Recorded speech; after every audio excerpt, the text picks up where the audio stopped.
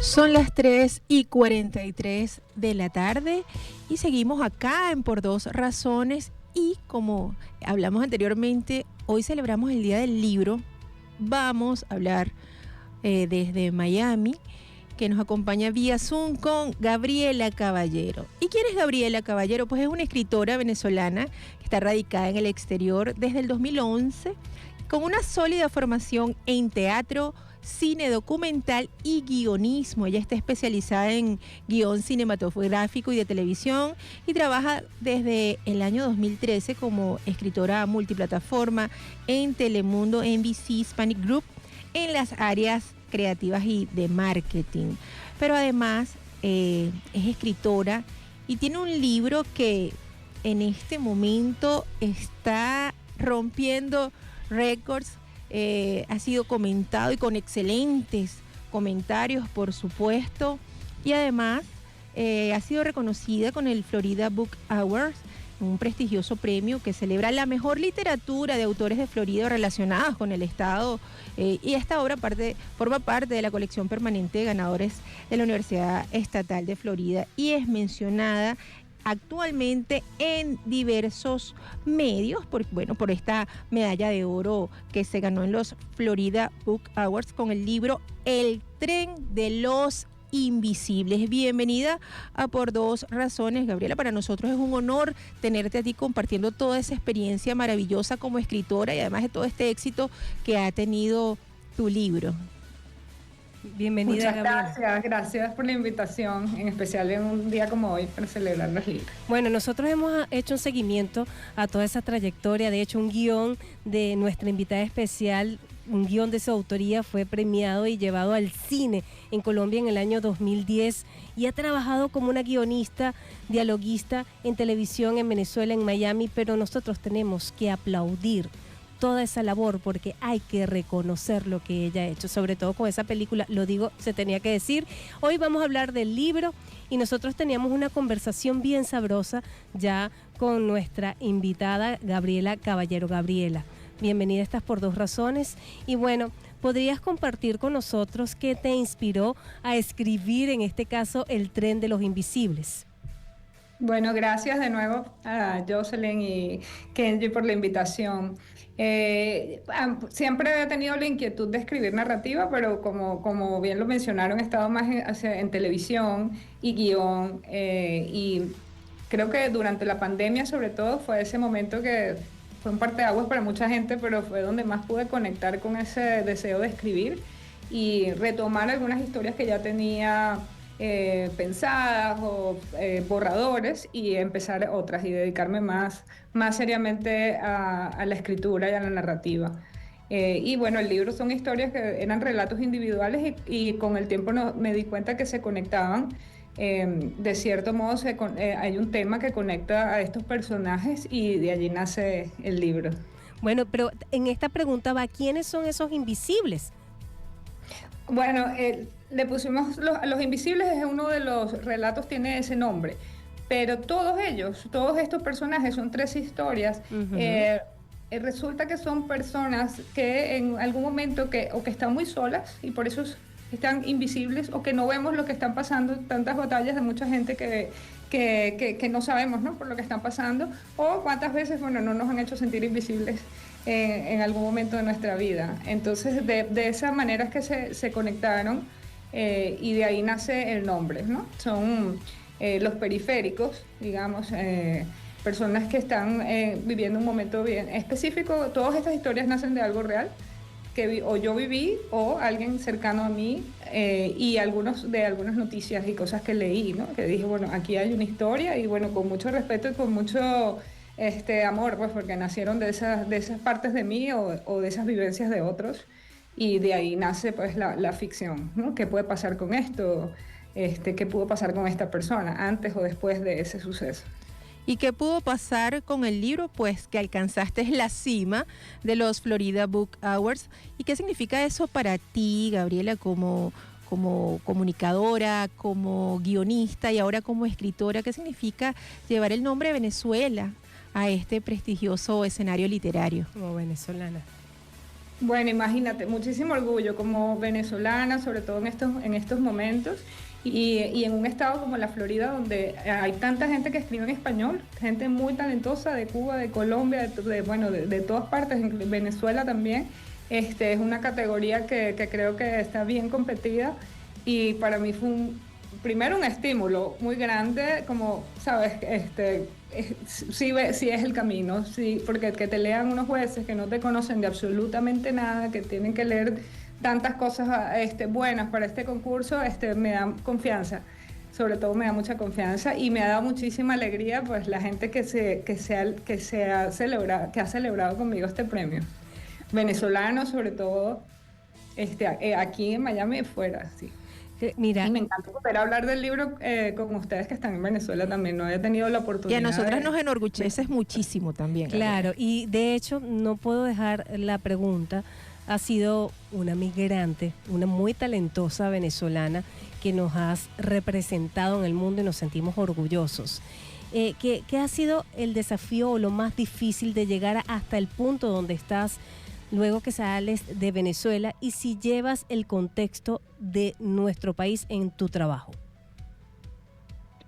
Bueno, lo más difícil, yo vine para acá con una oferta de trabajo, pero en ese momento, en el 2011, una oferta de trabajo por 3 meses en un programa de televisión y estaba la decisión de, bueno, traerme a mi hijo por 3 meses, sacarlo a su colegio, dejarlo allá y esa fue la decisión más difícil porque se quedó allá. Su familia, ni él mismo, bueno, aunque era un niño, no quería venir y tampoco era lo apropiado en ese momento. Y luego cuando empiezo a ver otras oportunidades acá, de tomar la decisión de quedarme en esa transición, pasó un año, aunque yo viajé a Venezuela 2 veces a verlo, aquí mis roommates en ese momento decían que yo lloraba en las noches dormida llamándolo. De hecho, uno de los cuentos nace de ahí, porque eso me hizo pensar, gracias a Dios yo tengo la oportunidad de ir a visitarlo y que luego eventualmente me lo pude traer. Pero ¿cuántas madres emigran dejando a los hijos por una vida mejor y enviando dinero y que esa situación pueden pasar años o toda la vida con los hijos separados? Entonces, de ahí hay una historia que se llama Carmencita en el País de las Maravillas, que nace de ese sentimiento, porque digo, si yo estoy sintiendo esta angustia de tener a mi hijo allá, que sentirán esas madres que no saben cuándo lo van a volver a ver, ¿no? O que están en otra situación de documentos, en procesos diferentes, ¿no?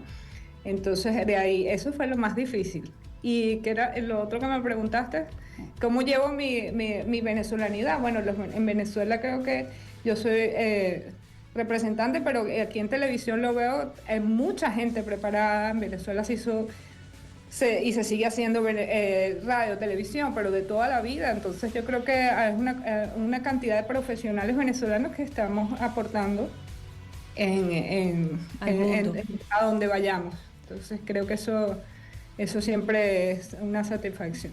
Y en particular tu trayectoria profesional abarca teatro, cine documental, guionismo. ¿Cómo llegas o cómo te inspiras o cómo inicias de venir de esa narrativa televisiva, audiovisual, a llegar a escribir todas estas historias y además con ese contenido tan profundo? Bueno, mi primera pasión fue teatro y actuar. Mi papá es escritor, director de teatro y escritor, y siempre crecí pues, dentro de los teatros y leyendo libretos sobre todo de teatro. Pero bueno, después de estudiar teatro un tiempo y decidí estudiar cine documental, y de ahí salió la televisión en Venezuela. Todo me fue llevando poco a poco, a veces sin yo planearlo, pero sí sabía que era el área que me gusta, es el área de la comunicación y del medio audiovisual particularmente. Y allí me quedé trabajando muchísimo tiempo, pero siempre tenía ese gusanito de la narrativa, que lo tuve, bueno, desde niña. En algunos momentos escribía cosas para mí, pero que no me atrevía a mostrar, ¿no?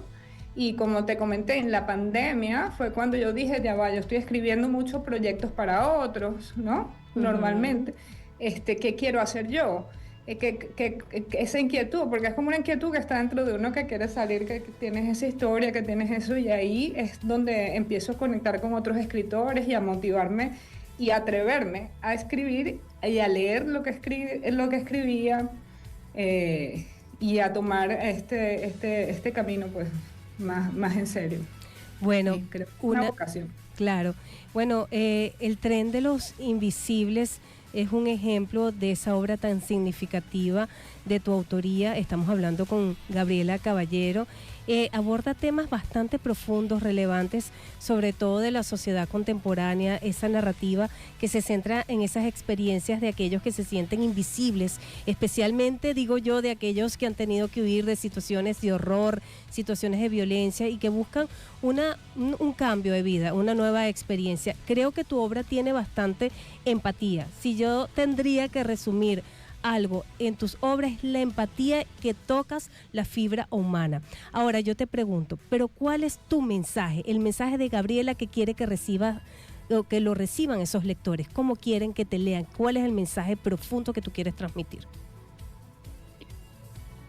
Particularmente creo que cuando uno escribe ficción no escribe pensando en llevar un mensaje específico, ¿no? Aunque uno tenga quizás esa idea y eso, la ficción debe como contar y dejar que el lector pues interprete un poco, reciba, que disfrute pues la lectura.